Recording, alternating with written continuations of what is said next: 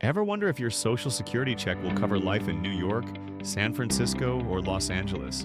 You might be shocked. In some big metros, it only pays for as little as 24% of what you actually spend each year. Welcome to Explained Like a Fifth Grader. Today we're unpacking a fresh analysis of America's 100 largest metro areas to reveal just how far your Social Security dollars go, and why you may need up to $1.6 million saved to retire comfortably in the country's priciest cities. Social Security is designed to replace about 40% of your pre-retirement income, but when you factor in soaring housing, healthcare, and everyday costs in major metros, that replacement rate plunges to roughly 30% on average and hits a low of around 24% in San Francisco. That leaves a huge gap between what you get and what you actually spend. Crunching Labor Department, Social Security Administration, and census data shows you need about $1.6 million saved if you want a comfortable retirement in Los Angeles or San Francisco. Dial that down to around $1.3 million in Chicago or Philadelphia, and to roughly $1.1 million in a city like Memphis, Tennessee. In other words, you need more than just your monthly check. Let's look at specific metros. In Pittsburgh, retirees collect about $21,978 per year from Social Security, while spending runs close to $55,882, meaning their benefit only covers about 32% of annual costs. Head north to Rochester, New York, and you'll see a similar story. A benefit of roughly $22,581 against $57,835 in spending. Again, about 32% coverage.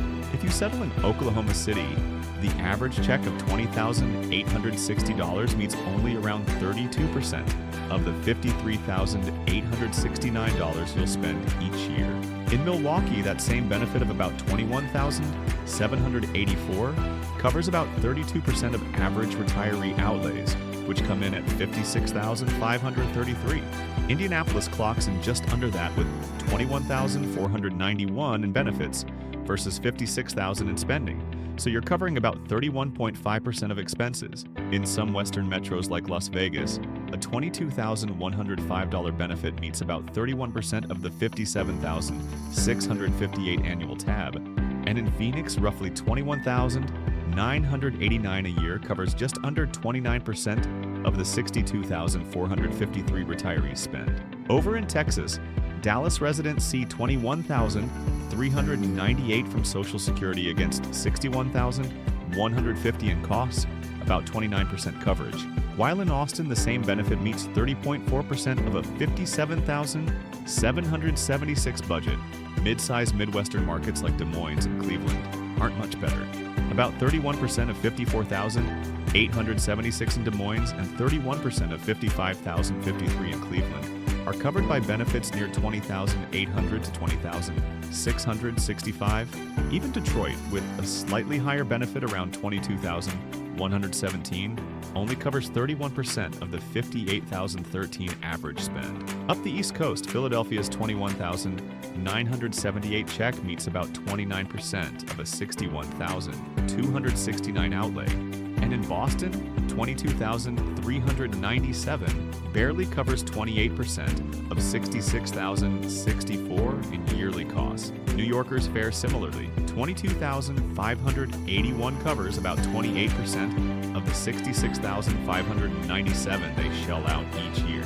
Down in the South, Atlanta's $21,317 covers about 29% of $59,730. While Miami's $21,740 stretches to only 27% of a $66,182 spending total. Even Washington, D.C., with the lowest benefit on this list of around $19,540, only covers 25% of the roughly 64,288 retirees spend annually.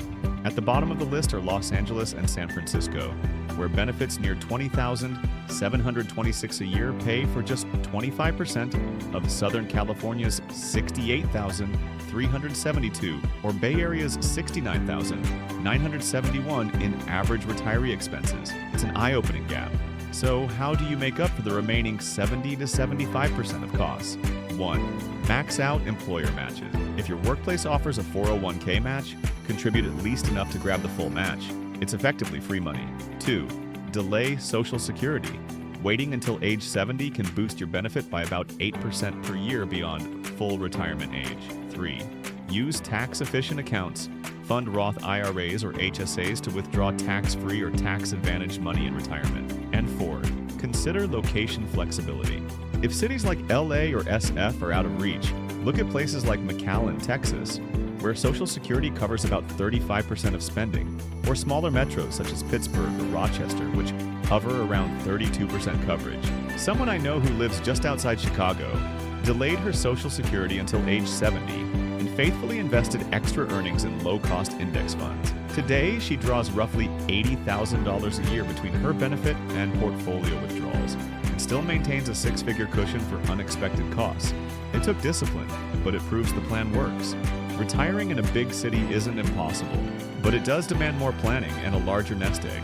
If these numbers surprised you, hit like, subscribe for more deep dives, and let me know in the comments. How far would your Social Security go in your metro?